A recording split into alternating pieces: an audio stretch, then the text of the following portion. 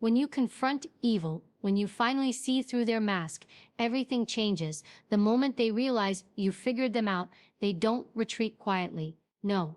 They double down, they twist, they manipulate, they fight to keep control. And if you're not prepared, you'll get caught in their web again.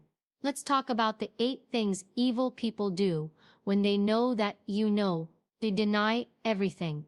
The first weapon of the guilty is denial. It's instinctual, immediate, and absolute. Evil people don't hesitate when they're caught. They go straight into denial. They look you dead in the eye and with the calmest, steadiest voice say, "That's not true. That never happened." And here's the dangerous part. They say it with such conviction that it makes you hesitate. You start to wonder, did I get it wrong? Am I overthinking? Maybe I misunderstood. That's the trap. Denial is designed to buy them time. It's not about innocence, it's about destabilizing your certainty. Think about it. Denial doesn't require proof. It doesn't require evidence.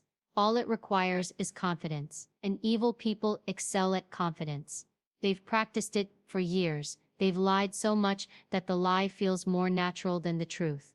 They use denial because they know most people won't push further. Most people hear, "That's not true," and back down.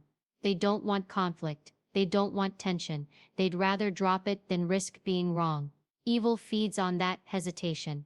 But here's the reality. Your gut doesn't lie. The evidence in your heart, in your memory, in your lived experience, it's real. Evil wants you to doubt it. But truth doesn't vanish just because someone denies it. Denial is smoke. It's noise. It's distraction.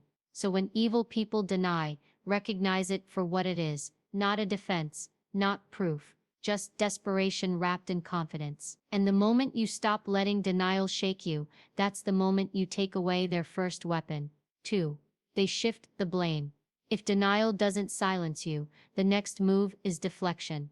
Evil people will not sit in responsibility. They will not admit fault. So they push it elsewhere, on circumstances, on other people, or directly back onto you.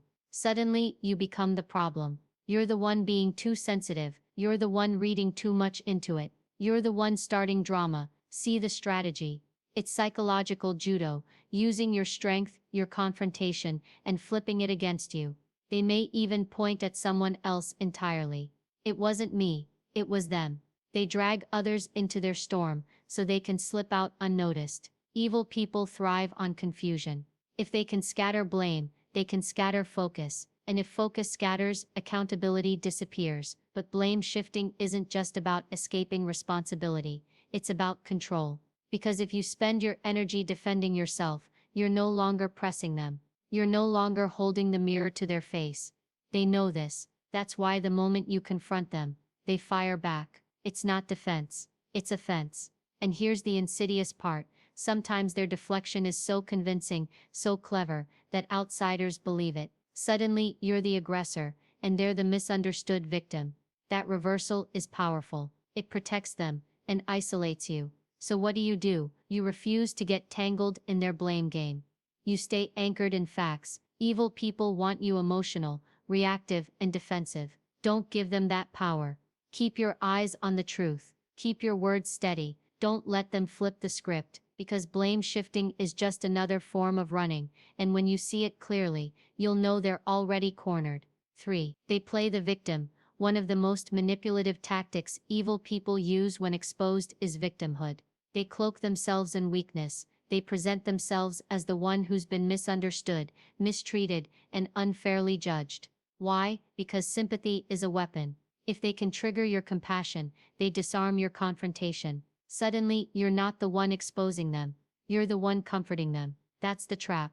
You'll hear phrases like, "I never meant to hurt anyone," or "You don't know what I've been through." They will drag out past trauma, struggles, excuses, anything to reframe the story, so you feel guilty for holding them accountable. And here's the sinister part.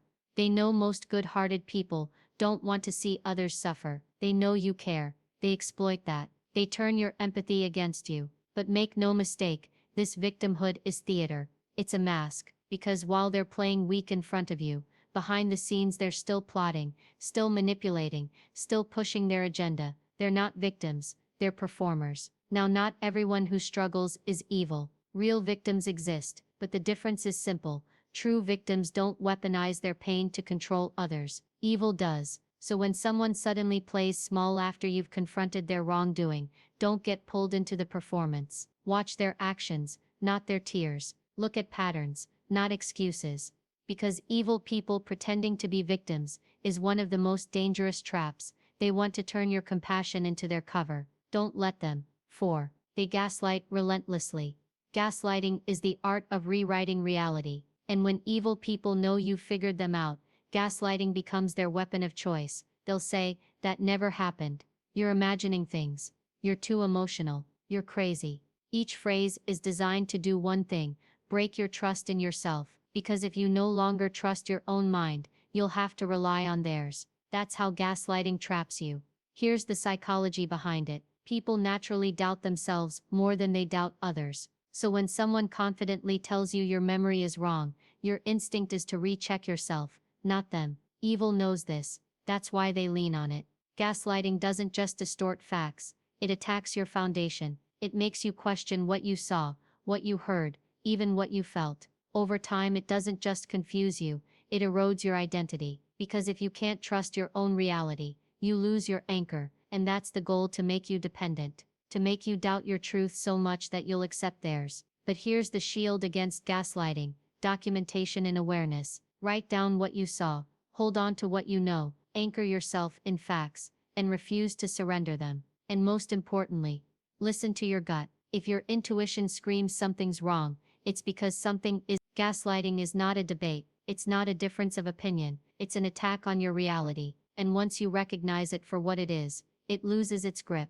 5. They isolate you. Evil knows that truth spreads. If you talk, if you share what you know, others might see the mask slip too. So their strategy is simple: cut you off. They isolate you by turning people against you. They whisper lies. They spread rumors. They poison the well before you can even speak. Suddenly, people you thought were allies distance themselves. You feel alone, abandoned, doubting whether exposing the truth was even worth it. That's exactly the point. Isolation makes you easier to control. Alone, you're vulnerable.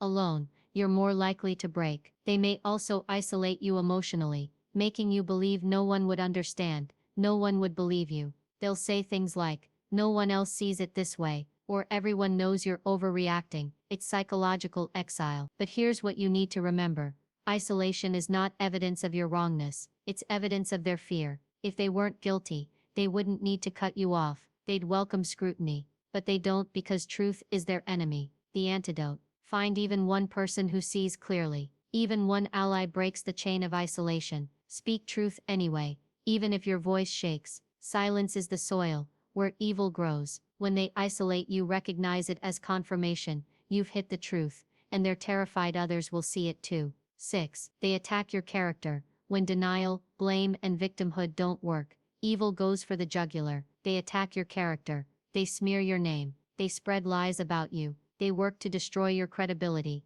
so that no matter how much truth you speak, no one will listen. This is reputation warfare, and it's ruthless. They'll exaggerate your flaws. They'll drag up your past. They'll invent stories if they have to. To them, it's not about fairness, it's about survival. If they can't disprove the truth, they'll disprove the messenger. And the hardest part: sometimes it works. Sometimes people believe the lies. Sometimes your image takes hits you didn't deserve. That's the cost of standing in the light. You become a target. But here's the truth: character doesn't live in rumors, it lives in consistency. People may talk, but over time your actions will reveal who you are. Lies are loud but temporary. Truth is quiet but eternal. So when evil attacks your character, don't waste energy chasing every rumor. Don't let their smear campaign distract you from the mission. Stand firm. Keep walking. Because the louder they try to ruin you, the more obvious it becomes. They're guilty, and they know it. 7. They escalate their behavior.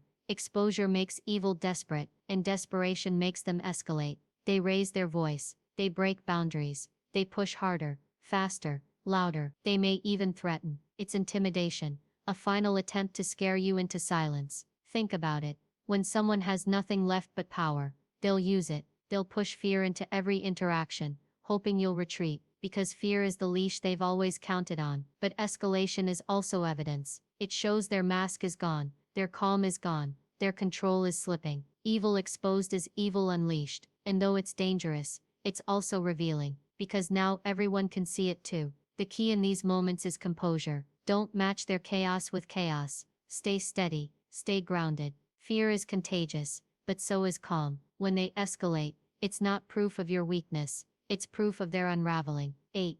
They pretend nothing happened. Finally, the most chilling tactic: pretending. After denial, after blame, after gaslighting, after escalation, they may suddenly act as if nothing happened at all. Smiles, small talk, jokes, normalcy. Why? Because pretending is powerful. It creates doubt. If they can behave like nothing's wrong, maybe you'll question if there ever was. Maybe you'll let it go. Maybe you'll convince yourself you overreacted. This silence, this calm, it's not peace, it's control, it's psychological warfare. But here's the key: pretending is not reconciliation, it's erasure. They don't want to resolve the truth, they want to bury it. And if you play along, you become part of the burial. Don't mistake pretense for healing. Healing requires honesty, pretending requires lies. Evil thrives on the latter. So when they act like nothing happened, remember, it's not forgiveness, it's manipulation. Final word: evil does not fade when exposed. It fights harder, it denies, it blames, it plays the victim, it gaslights, it isolates, it smears, it escalates, and when all else fails, it pretends. This is the playbook, and once you know the playbook, you cannot be fooled. So stand firm, trust your instincts, anchor yourself in truth. Don't let their strategies pull you back into the shadows, because the moment you see evil clearly, you hold power over it, and once you hold that power, you're free.